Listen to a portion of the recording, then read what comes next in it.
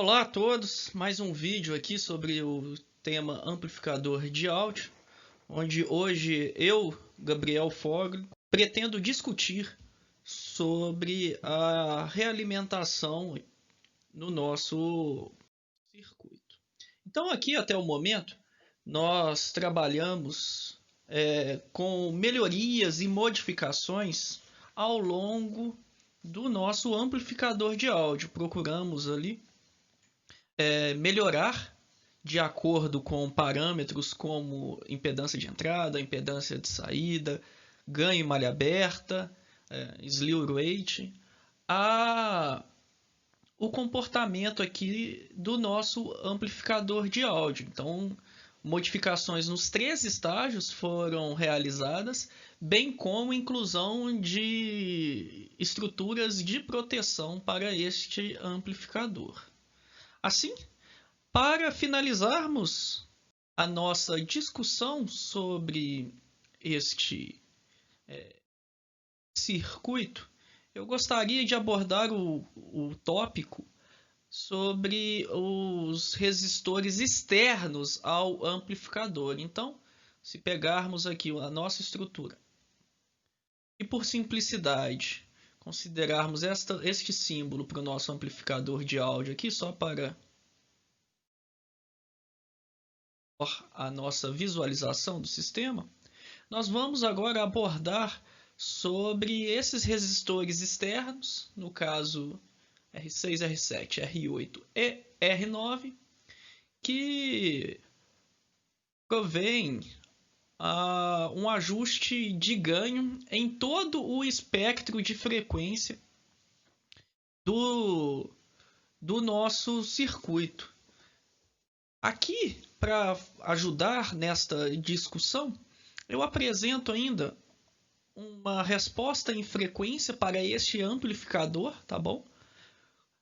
Onde nós conseguimos observar que em baixas frequências nós temos um ganho aqui de 20 dB e pelos valores dos componentes que nós utilizamos, nós tínhamos realmente um ganho em malha fechada próximo a 10 volt por volt, tá bom?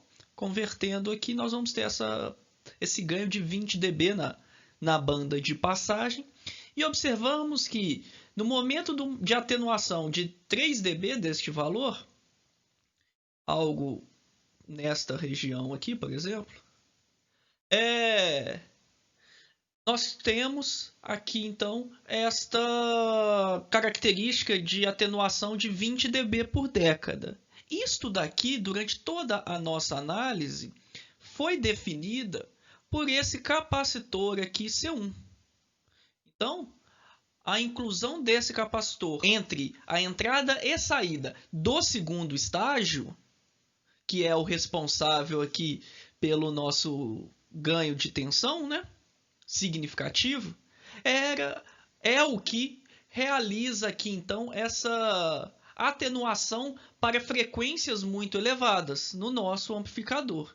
E o interesse desse capacitor C1 é de que, reparem como durante toda a nossa análise foi possível desconsiderar capacitâncias dos nossos transistores. É claro que eles influenciam no funcionamento do nosso sistema, mas a inclusão deste capacitor C1 nesta parte do circuito permitiu que a dinâmica em altas frequências para o nosso amplificador fosse majoritariamente definida pela inclusão deste capacitor C1. Tá bom? Se quiserem depois fazer um teste, até variando em uma década o valor desta capacitância, reparem como ela será capaz de alterar aqui esta frequência de corte para este circuito em questão. E também vai afetar o slew rate, tá bom? Enfim, sobre o slew rate do nosso amplificador, foi possível, com o valor de capacitância adotado para C1, obter uma resposta acima da relação 20 volt por microsegundo. Então, Este valor obtido com as modificações, se eu não me engano, o primeiro estágio não apresentava, o primeiro circuito básico não apresentava essa taxa de variação, mas com os incrementos foi possível expandir este valor de slew rate e com isto obter uma resposta satisfatória nesse quesito. Eu digo satisfatória baseado em valores base que livros sobre a área utilizam neste quesito, tá bom? Enfim, então, a partir de agora ainda, o meu interesse será do seguinte: eu tenho a preocupação deste circuito operar com um propósito de amplificador de áudio, onde o meu espectro aqui, meu range de frequência audível é de 20 Hz a aproximadamente aqui 20 kHz. Assim, eu vou trabalhar então modificando um pouco a resposta em frequência deste amplificador aqui, tá bom? Mas agora apenas sobre os elementos da malha externa.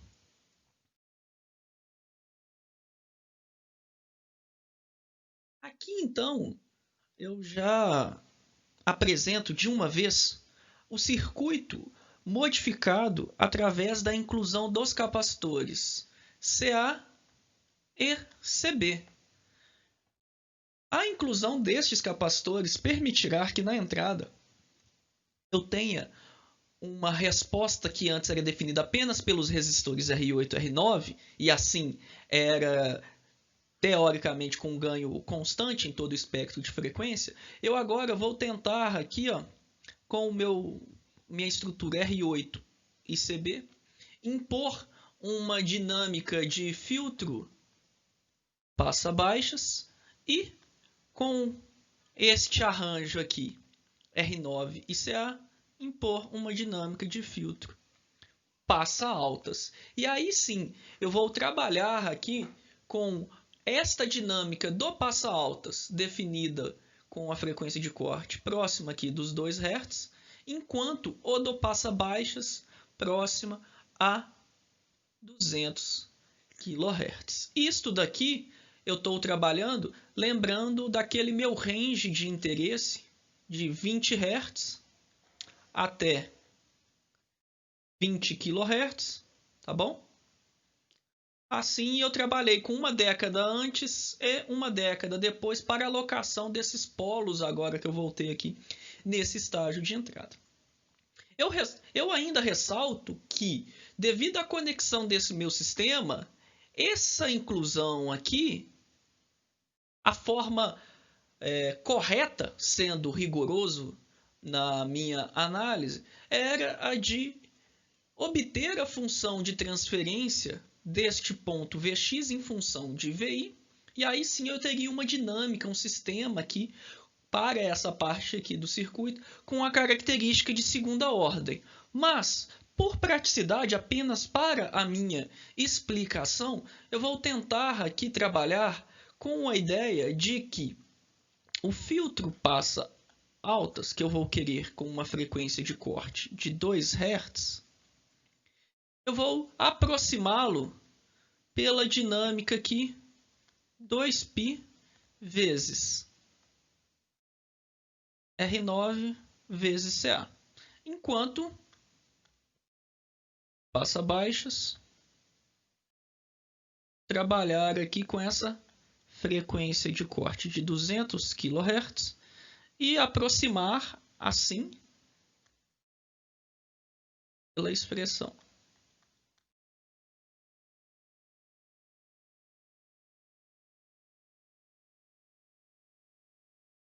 E aí sim, com os valores que eu já tenho definido de R9 e R8 e estipulando essas frequências, eu consigo achar um valor aqui satisfatório para CA e CB. Ressalto novamente, esta relação que eu trabalho aqui, eu desconsidero o efeito de um filtro no outro, mas eu sei que há essa interação entre esses dois sistemas, mas devido à frequência de mas devido à frequência aonde eu vou alocar os polos de cada um desses filtros, eu vou tomar a liberdade aqui de desconsiderar a influência em um do outro apenas por simplicidade da minha explicação. Aqui, então, fazendo essas atribuições, eu consigo definir o valor da minha capacitância CA e CB. Aplico, então, esses valores na minha simulação e consigo aqui plotar novamente essa minha resposta em frequência do amplificador. E observem que agora eu consigo ter uma característica em baixas frequências aqui do meu filtro passa altas e a partir de uma dada frequência aqui mais elevada, a minha dinâmica do meu filtro passa baixas. Esta primeira dinâmica aqui, vocês vão ver que o valor será até bem próximo, onde no valor de 2 Hz, vou marcar de outra cor aqui para deixar aqui a estrutura bem colorida, aqui, eu vou conseguir verificar aqui uma diferença ali de 3 dB entre o valor na banda passante e nesta frequência de corte. Já em altas frequências, próximo aqui ao meu 200 kHz, eu vou ver que aqui vai sofrer um deslocamento um pouco. E por que que isso aconteceu? Porque essas minhas relações que eu estava levantando aqui, eu não estou levando em questão a característica de ganho finito e também da variação do ganho do meu amplificador de áudio no domínio da frequência. Assim, reparem que eu consegui ter em baixas frequências uma variação de fase de 90 graus devido ao polo deste filtro passa altas, tá bom? Mas que em altas frequências era para eu esperar uma variação até menos 90 graus devido à inclusão da dinâmica do polo do filtro passa baixas. Mas eu tenho ainda uma variação maior aqui por culpa de outras dinâmicas do meu circuito, especificadamente aqui da minha estrutura interna do amplificador de áudio, que eu não estou levando em questão. Ressalto esses pontos ainda apenas para sanar algumas possíveis dúvidas, né, do significativo aqui decréscimo da fase da minha resposta na saída deste amplificador, mas chamo a atenção apenas para a minha banda passante, caso onde eu estou preocupado apenas com a minha aplicação. Então aqui eu consigo ter uma banda passante que eu vou considerar aqui satisfatória, sua resposta constante, em sua grande maioria durante a banda, e também uma pequena variação de fase dentro desta parte minha de interesse, mas ainda eu gostaria de sugerir mais uma modificação para este nosso amplificador. No caso, consiste aqui na resposta em baixas frequências. Observem aqui que em baixas frequências, por exemplo, menor que 1 Hz, eu tenho ainda uma atenuação pouco abaixo da unidade, aqui pouco abaixo de 0 dB. Então, eu posso aqui melhorar ainda um pouco mais essa atenuação em baixas frequências, até com o propósito, às vezes, de evitar que um valor CC na entrada aqui possa ser amplificado na minha saída e assim ainda danificar esse meu sistema, já que a impedância do nosso alto-falante, ela em baixas frequências, pelo seu processo construtivo, tenderá ali a um valor muito baixo. Então, para evitar que o meu sistema tenha alguma amplificação ainda em baixas frequências, eu quero agora ainda melhorar um pouquinho mais essa atenuação neste range aqui. Vamos agora então a mais uma modificação. A terceira modificação então para esta parte foi a inclusão então desta minha capacitância, aqui desse capacitorzinho C, subíndice C aqui, nessa estrutura. Tomei a liberdade de já incluí-lo no circuito nesta posição por praticidade e ainda informo que essa frequência de corte definida por este capacitor vai apresentar aqui na hora da dedução deste circuito com uma característica. Eu levo em consideração este capacitor e os dois resistores da minha malha de realimentação. Então, enquanto nos casos anteriores era apenas um resistor aqui, em cada expressão do polo, essa única diferença é que esses dois resistores apareceram somando aqui. E eu posso, então, agora, trabalhar alocando com essa frequência aqui, com esse terceiro polo para o meu sistema, com os valores baixos também próximo de 2 Hz. Tá bom? E aí, esta minha estrutura aqui, eu vou conseguir trabalhar com um aumento. Reparem aqui naquela ordem de baixas frequências, como que para esta região aqui da minha resposta houve um incremento da atenuação. Acabou que a minha banda passante ela ficou um pouco comprometida e eu tenho aqui agora que se eu tomar como base as minhas frequências de 20 Hz e 20, eita, era para ser uma reta isso aqui, 20 kHz, principalmente em baixas frequências, reparem que agora a atenuação distou um pouco do valor definido da banda neste início aqui da minha frequência de interesse de 20 Hz. Acabou que isto foi vou chamar assim de uma punição em função aqui da minha preocupação em aumentar a atenuação aqui em frequências muito baixas. Mas nada que vá comprometer para o nosso sistema, não sendo aqui muito rigoroso no mundo da engenharia de áudio, com a resposta aqui do meu amplificador, tá bom? Então eu tive essa desvantagem com a inclusão deste terceiro polo, mas em compensação eu também aqui aumentei essa atenuação que eu possa ter de algum offset no sinal de entrada e comprometer assim a segurança do funcionamento deste dispositivo.